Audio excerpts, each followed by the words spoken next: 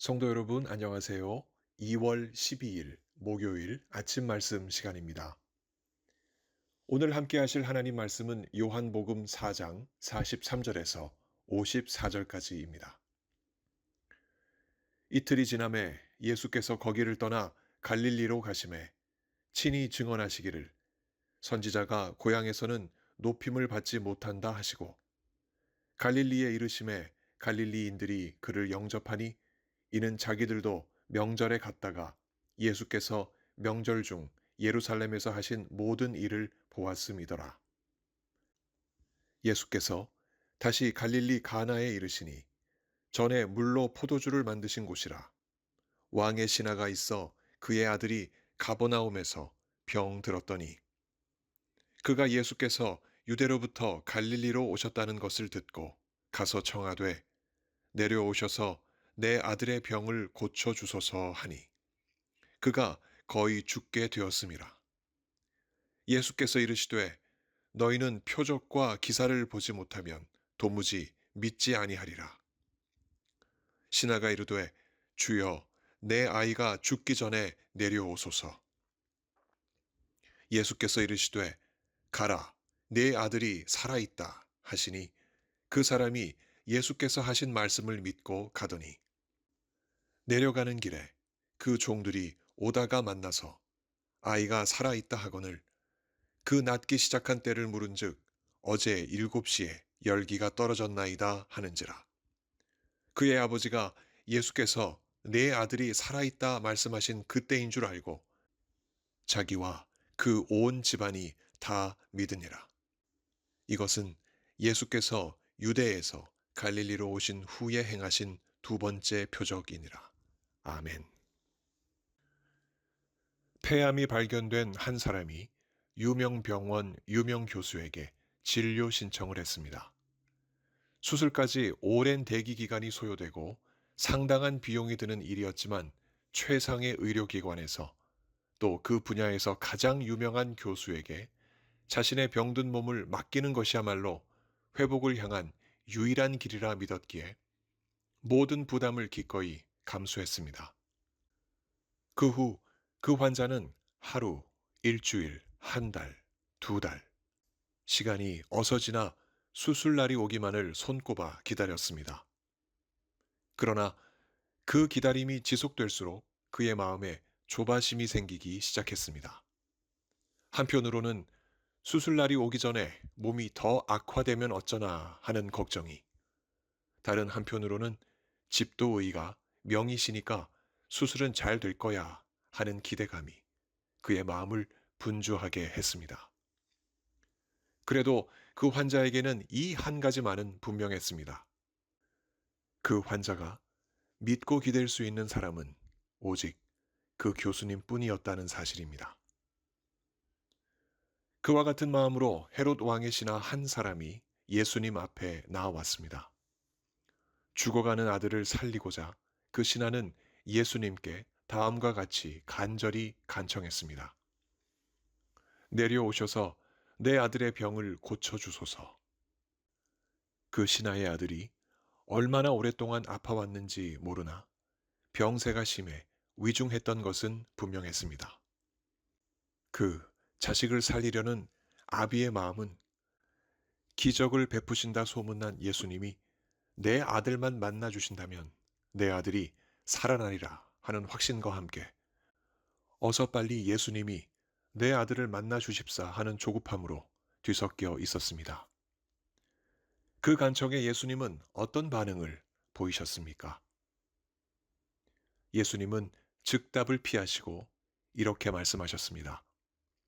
너희는 표적과 기사를 보지 못하면 도무지 믿지 아니하리라. 그 신하를 비롯하여 그 자리에 있던 모든 사람들에게 주신 이 말씀은 단정적입니다.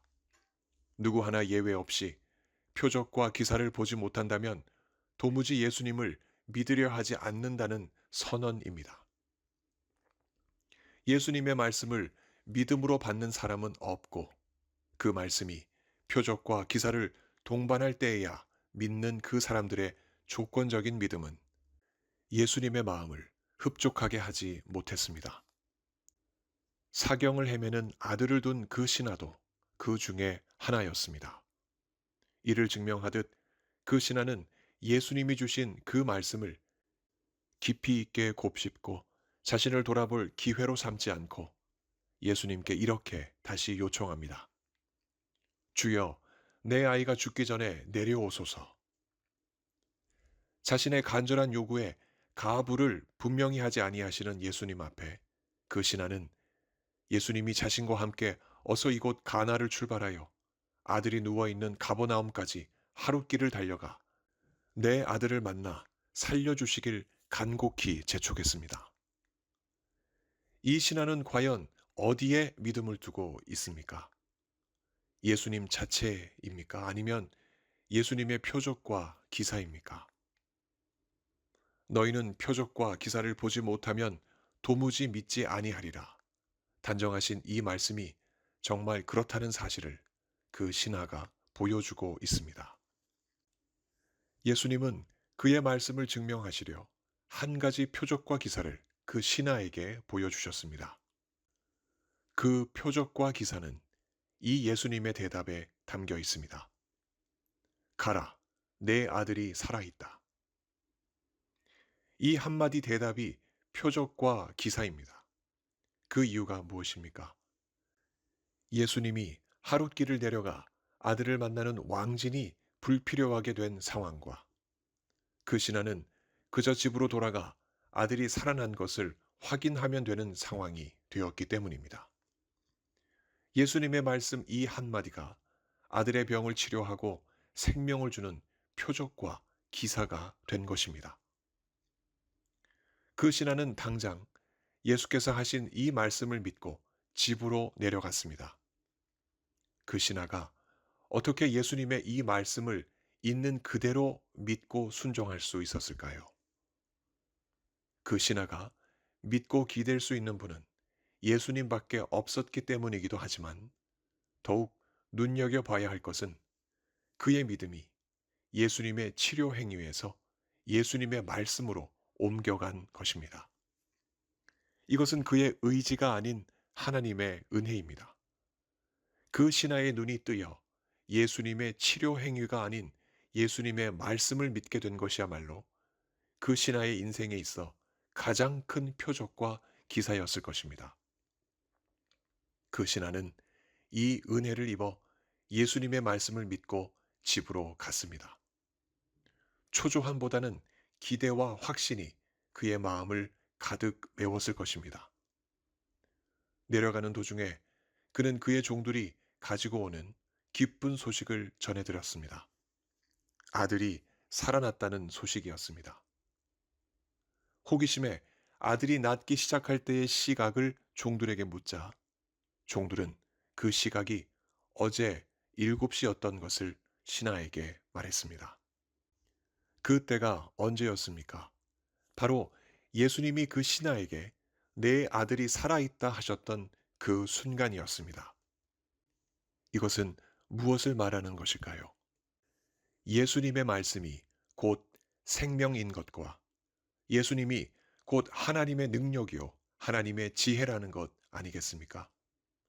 이 표적과 기사를 경험한 그 신하는 자신뿐만 아니라 온 집안이 예수님을 믿는 은혜를 입었습니다. 예수님을 믿게 된 것은 참 경사스러운 일입니다. 세상 그 누구도 주지 못하는 생명을 예수님이 주시니 예수님을 믿는 일보다 더 경사스러운 일이 어디 있겠습니까? 그런데 그 신하와 그 온 집에 그 믿음은 어떤 경로로 왔습니까? 표적과 기사를 통하여 왔습니다. 예수님이 주셨던 그 말씀, 너희는 표적과 기사를 보지 못하면 도무지 믿지 아니하리라 하신 그 말씀이 예외 없이 그 신하와 그 집안에도 적용된 것입니다. 요한은 이 표적과 기사를 두고 예수님이 갈릴리에 오셔서 가나 혼인잔치에서 물로 포도주를 만드신 표적 이후에 행하신 두 번째 표적이라 기록합니다. 이렇게 예수님이 두 번이나 표적을 행하신 갈릴리는 어떤 곳입니까? 예수님의 고향 나사렛이 있는 지역이 아니겠습니까? 갈릴리 사람들은 누구보다 예수님의 집안을 잘 알고 예수님의 성장 과정도 잘 아는 사람들이었습니다. 그들에게 예수님은 목수였던 요셉의 아들이었고 최근 들어 가나 혼인잔치에서 물로 포도주를 만드는 기적을 일으켰으며 메시아라는 이름으로 불리며 세간에 주목받는 청년이었습니다. 이런 예수님을 갈릴리 사람들은 자랑스러워하고 예수님을 융성히 대접했을까요? 사마리아 땅에서 갈릴리 땅으로 돌아오시는 길에 예수님은 갈릴리 사람들을 두고 이렇게 말씀하셨습니다. 선지자가 고향에서는 높임을 받지 못한다. 예수님이 사마리아에 계셨을 때 그 사마리아 사람들은 이틀 동안 예수님을 섬기며 그의 말씀을 듣고 예수님이 세상의 구주이신 것을 믿었습니다. 그런데 예수님이 고향 땅 갈릴리에 계실 때 갈릴리 사람들은 그렇지 못했습니다. 비록 예수님이 갈릴리에 들어오시자 갈릴리 사람들이 예수님을 영접했으나 이는 예수님이 최근 예루살렘에서 행하셨던 놀라운 일들을 그들이 보았기 때문이었습니다. 사마리아 사람들처럼 예수님의 말씀을 듣고 예수님을 구세주로 믿는 일이 그 당시 갈릴리 사람들 사이에서는 일어나지 않았습니다. 왜 그랬을까요? 예수님은 그 이유를 두고 이렇게 말씀하십니다. 너희는 표적과 기사를 보지 못하면 도무지 믿지 아니하리라. 예수님을 누구보다 잘 알던 사람들이 예수님의 말씀이 아닌 예수님의 표적과 기사를 통해서야 예수님을 믿으려는 그 태도를 지적하신 것입니다. 여기서 예수를 믿는 우리의 모습을 굳이 따지자면 갈릴리 사람들과 같을까요? 아니면 사마리아 사람들과 같을까요? 오랫동안 좋은 환경에서 예수님을 배워 알아왔다는 면에서 우리는 예수님의 성장을 잘 지켜보고 잘 알았던 갈릴리 사람들과 비슷할 수 있습니다. 하지만 아무리 좋은 환경에서 예수님을 알아왔어도 우리는 그 신하와 같은 감당하기 힘든 일들에 둘러싸여 우리의 믿음이 시험대에 오를 일들이 참 많이 있습니다. 이 일이 터지면 저 일이 터지고 큰 고비를 넘으면 다른 고비가 찾아옵니다. 예수님을 알면서도 그 신앙에 도전이 되는 일들이 질비하게 우리 앞에 있습니다. 이런 피할 수 없는 환경에서 예수님을 향한 우리의 믿음은 어디를 향하여 있습니까? 예수님의 말씀입니까? 아니면 예수님이 펼쳐주실 표적과 기사입니까? 예수님을 향한 믿음이 있어 성경 말씀을 늘 묵상하나 현실이 주는 긴박감 때문에 우리의 관심은 언제 어떻게 나타날지 모르는 표적과 기사에 집중되어 그것들이 현실의 문제를 해결해 주기를 바라고 있지는 않습니까? 그렇다면 너희는 표적과 기사를 보지 못하면 도무지 믿지 아니하리라 하신 말씀이 성령께서 우리에게 주시는 음성이 아니겠습니까? 그런 우리에게 바울이 하나님의 뜻을 이렇게 전합니다. 유대인은 표적을 구하고 헬라인은 지혜를 찾으나 우리는 십자가에 못 박힌 그리스도를 전하니 그리스도는 하나님의 능력이요 하나님의 지혜니라. 표적도 지혜도 좋으나 그것들은 십자가에 못 박히신 예수 그리스도 안에 모두 녹아 있습니다. 우리의 죄악을 도말하시고 우리에게 영원한 생명을 주신 예수 그리스도를 생각할 때 그 예수를 우리가 구세주로 믿고 있는 현실이 우리 인생 최대의 표적이요 최대의 기사가 아니겠습니까? 그 밖에 다른 표적도 좋고 기사도 좋습니다. 하지만 십자가에 못 박히신 예수 그리스도가 그 모든 것을 담아내고 있지 않습니까? 이 믿음을 가졌으면서도 긴박한 현실을 경험하며 사는 우리이기에 표적과 기사를 보지 못하면 도무지 예수님을 그리스도로 믿지 않았던 갈릴리 사람들처럼 우리도 십자가를 지시고 모든 것을 완벽하게 이루신 예수 그리스도를 바라보기보다 십자가에서 내려오신 예수님이 성령을 통하여 우리의 긴박한 현실을 시원하게 뚫어줄 표적과 기사에만 목매고 애타해하고 있는 것은 아닙니까? 그럴 때마다 조바심을 내기보다는 십자가에 못 박히신 예수님이 이미 우리를 구원하셨고 성령이 우리의 연약함을 도우시고 하나님의 뜻대로 우리를 위하여 간구하신다는 믿음을 더욱 굳건히 하기를 원합니다. 그 믿음 위에 서서 요동하지 말고 하나님의 능력과 지혜이신 예수 그리스도를 신뢰하기 원합니다. 하나님은 반드시 우리를 버리지 아니하시고 선한 길로 인도해 주십니다. 성도 여러분, 우리에게 믿을 구석이 있다면 무엇입니까? 우리를 사랑하시는 성부 하나님, 우리를 대신하여 십자가 지신 성자 예수 그리스도, 그리고 우리와 영원히 동행하시는 성령 하나님, 곧 성삼위 하나님이십니다. 이 믿음으로 오늘도 하나님만 의지하시며 승리하시길 예수 그리스도 이름으로 간절히 축원합니다. 함께 기도하시겠습니다. 하나님 아버지, 우리가 예수 그리스도를 통하여 하나님을 믿고 성령 안에서 살아갈 수 있게 해주신 것 참으로 감사드립니다.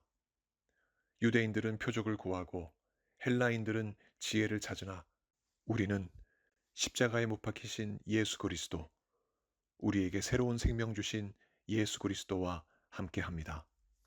이 믿음이 어떠한 환경 속에서도 흔들리지 않게 해주옵시고 이 믿음으로 오늘도 주님과 동행하는 귀한 삶 살게 하여 주옵소서. 몸이 연약하신 성도님들, 오늘도 그 간절한 간구에 우리 하나님 응답하여 주옵시고 건강한 몸으로 하나님 앞에 살아가는 그 기쁨이 새로워지게 하여 주옵소서. 여러 가지 많은 문제를 하나님 앞에 내어놓고 기도하는 하나님 백성들, 그 믿음을 보시고 속히 응답하시며 하나님 영광 받아 주옵소서. 오늘도 우리와 함께 하시며 우리에게 믿음 더해 주실 것을 믿사옵고 우리 구주 예수 그리스도 이름으로 감사하며 기도하옵나이다.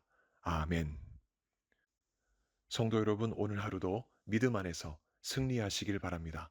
감사합니다.